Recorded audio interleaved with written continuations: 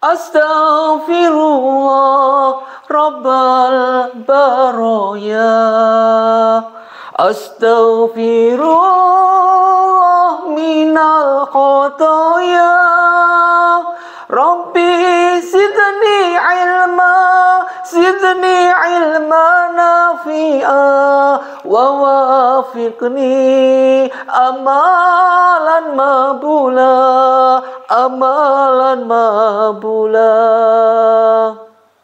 Assalamualaikum warahmatullahi wabarakatuh. Alhamdulillahirabbil alamin, wassalatu wassalamu ala asyrafil mursalin wa ala alihi washabihi ajma'in. A'udzu billahi minasyaitonir rajim. Bismillahirrahmanirrahim. Wal 'asri innal insana lafi khusrin illa alladzina amanu wa 'amilus solihati wa tawassaw bil haqqi wa tawassaw bis sabr. Shadaqallahu 'azim, shadaqallahu ala Rasulillah sallallahu alaihi wasallam. Pertama, mari kita panjatkan rasa puji syukur kita pada Allah. Salawat dan salam mari kita haturkan pada junjungan kita Nabina Muhammadin sallallahu alaihi wasallam. Mudah-mudahan kita diberikan kekuatan iman zahiriyah batiniyah. Ma'asyiral muslimin muslimat rahimatullah, dimuliakan Allah Subhanahu wa taala. Kemarin kita membicarakan tentang awal daripada Al-Qur'an, yaitu surah pertama, ayat pertama. Bismillahirrahmanirrahim. Alif lam mim. Dzalikal kitabul la raiba fih hudal lil muttaqin.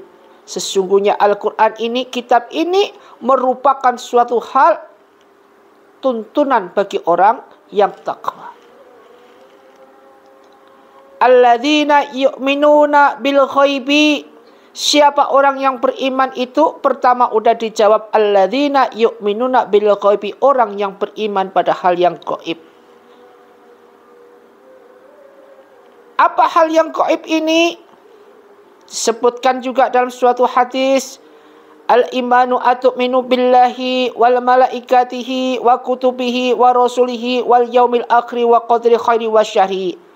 Iman pada Allah, iman pada malaikat, iman pada kitab, iman pada Rasul, iman pada hari akhir, dan iman pada takdir.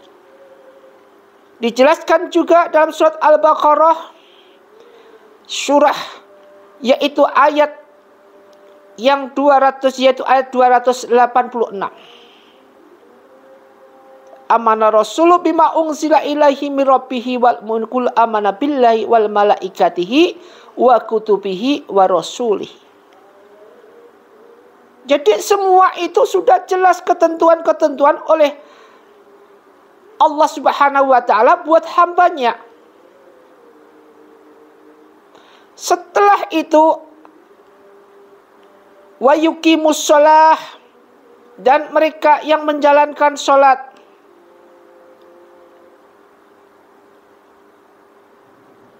Dan mereka ini yang rutin di dalam menjalankan ibadah sholat istiqomah, maka balasannya akan Allah berikan sebagaimana mereka ketika ikhtiar di dunia. Allah berikan semua itu dengan ikhlas, ridha khusus buat hambanya yang beriman, bertakwa, menjalankan ibadah sholat, menjalankan zakat, menjalankan dan segala sesuatu yang berhubungan harta, dan menginfakkan hartanya ke jalan Allah Subhanahu wa ta'ala. Alias seperti kita meminjamkan uang pada Allah. Dan Allah akan berikan pinjaman itu dengan bagus, bayarnya dengan bagus. Bayar dengan apa? Dengan kesetiaan, yaitu apa yang merupakan ciptaan Allah. Apa kesetiaan yang merupakan ciptaan Allah? Itu berupa apa? Surga yang merindukan orang beriman, ciptaan Allah. Ma'asyiral muslimin muslimat rahimatullah. Namun di era globalisasi sekarang ini, di mana akhir zaman sudah mulai bergejolak dan hampir 50% bergejolak. Kalau dulu matahari muncul dari timur, sekarang sudah mulai agak ke utara, tengah, hampir utara. Sampai nanti diperkirakan munculnya matahari dari barat ke timur. Mungkin usia kita masih kecil, matahari muncul dari timur. Jelas-jelas dari timur. Namun sekarang apa yang kita lihat? Bisa dilihat sendiri. Ini merupakan suatu bukti alam bahwa dunia alam sekitarnya sudah mulai tua renta. Sekarang ini coba dibayangkan ketika Rasulullah SAW beliau masih hidup, dunia ini sudah tua renta. Apalagi sekarang. Sedangkan diprediksi umur dunia tidak lebih dari 1500 Masehi. Diprediksi. Sekarang sudah 1400 berapa? Coba bisa kita bayangkan, bisa kita pikirkan. Andai kata kita masuk ke alam berikutnya, yaitu alam kubur. Bisakah kita masuk ke alam kubur dalam keadaan husnul khotimah? Yang menjawab adalah amaliyah kita. Makanya pentingnya kita mengkaji, pentingnya kita ngaji, pentingnya kita berusaha untuk mencintai Al-Quran itu sendiri dalam keadaan benar-benar kita setia, cinta betul pada Al-Quran.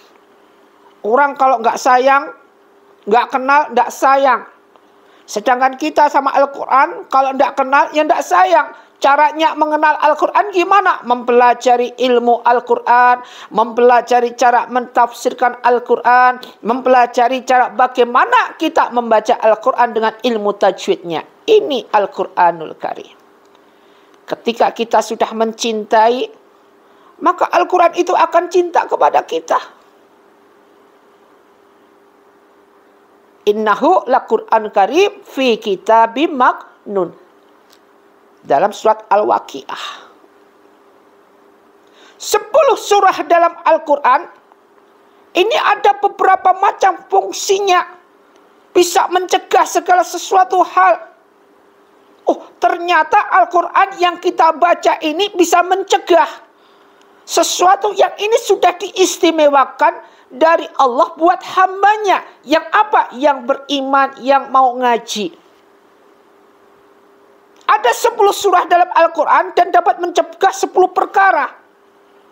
Pertama adalah surat Al-Fatihah. Ini bisa mencegah kemarahan Allah Subhanahu wa ta'ala. Baca Al-Fatihah. Bisa mencegah kemarahan Allah seandainya Allah tuh murka pada kita. Baca Al-Fatihah kemudian tubu ilallah taubatan nasuha. Yang pertama. Makanya surat Al-Fatihah masuk dalam bacaan Al-Quran hampir setiap rakaat. Surat Al-Fatihah merupakan wajib. Karena untuk mencegah kemarahan Allah. Agar Allah sayang kepada kita. Allah sayang kepada hambanya. Allah memberikan rahmat hidayah kepada hambanya. Yang pertama. Makanya baca Al-Quran, baca Al-Fatihah terutama adalah suatu hal yang harus teliti, harus jeli, dan harus benar. Al-Fatihah diletakkan pada pertama kali ketika kita membuka Al-Quran. Bismillahirrahmanirrahim. Alhamdulillahirabbil alamin. Baca yang enak. Benar-benar enak. Dipahami maknanya, penafsirannya benar-benar sampai masuk ke hati. Yang kedua surah Yasin. Bisa mencegah kehausan di hari kiamat. Makanya rajin membaca surah Yasin. Ketika kita hidup. Ini bentuk amaliyah kita. Amaliyah-amal yang kita kumpulkan setiap hari. Step by step. Tanpa terasa kita menjalankan amaliyah ini. Habis maghrib baca Yasin. Ini mencegah kehausan di hari kiamat. Kemudian surat Al-Dukhan. Mencegah kesusahan di hari kiamat. Ini yang ketiga. Baca surah Al-Dukhan bisa mencegah kesusahan di hari kiamat.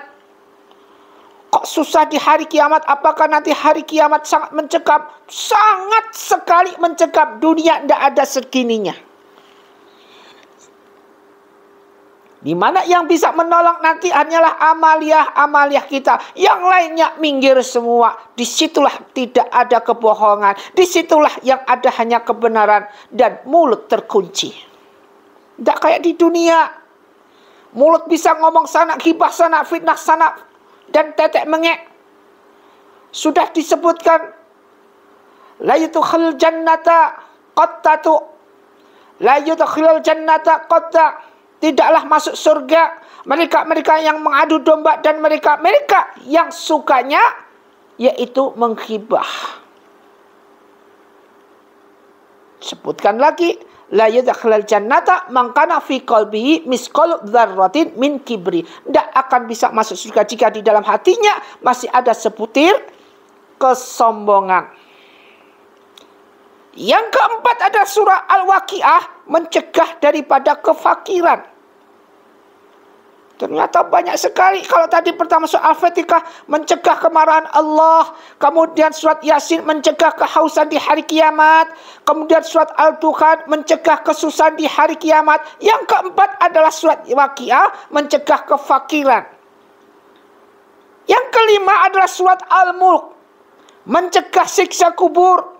Di mana di waktu siksa kubur nanti Al-Mulk ini muncul. Nyegah malaikat yang akan menyiksa kita. Karena sering kita baca sewaktu mau bobo. Jadi usahakan kalau mau tidur, yaitu jalankan sholat witir. Habis sholat witir, baca astaghfirullahaladzim, alladzi la ilaha illa wal hayyul qayyum wa atubu ilaih 100 kali. Kemudian baca surat Al-Mulk, kemudian bobo. Insya Allah istiqomah seperti ini, Allah akan berikan pertolongan lewat Al-Mulk nanti dari sada datangnya siksa kubur. Jadi, ya Allah, saya takut sekali dengan siksa kubur. Bagaimana siksa kubur? Tidak usah jauh-jauh sekarang. Baca surat Al-Mulk, istiqomah setiap mau bobo. Berapa menit Ustadz? Tidak lama bacanya. Paling banter-banter. Kalau sudah hafal, sudah paham banget, banter-banternya paling cuma 5 menit. Banter-banternya 10 menit. Yang keenam, surat Al-Kautsar, mencegah permusuhan. Inna a'baina kal kautsar wasolli li rabbika wanhar inna syani'aka wal abtar. Mencegah permusuhan. Buat apa kita menanamkan permusuhan di dunia ini? Pada ujung-ujungnya adalah menjauhkan daripada tali silaturahim. Man akhaba ayyab satolahu fi rezeki. Barang siapa yang ingin rezekinya dilancarkan, dimudahkan, wa yunsa'alahu fi atari, dan pingin umurnya dipanjangkan, falyasillu rahimah, maka sambunglah tali silaturahim. Kemudian yang ketujuh, surat Al-Kafirun, mencegah kekufuran ketika dicabut rohnya. Mencegah kekafiran ketika dicabut rohnya. Roh mau dicabut, ada apa-apa setan yang mau menghunus kita, mau membelokkan kita dari kiblat, yaitu Allah Subhanahu wa taala, ini ditolak dengan surat Al-Kafirun. Qul ya ayyuhal kafirun la a'budu ma ta'budun wa la antum 'abiduna ma a'budu wa la ana 'abidu ma tabattum wa la antum 'abiduna ma abdalakum dinukum waliyadin. Suratnya pendek, enak. Maka kalau dipikir-pikir seperti ini, ternyata juz 30 ini kalau bisa hafal dan tiap hari dibaca. Meskipun 1 kali, 2 kali istiqomah, akan jadi amaliah kita kelak nanti ketika kita sudah meninggal.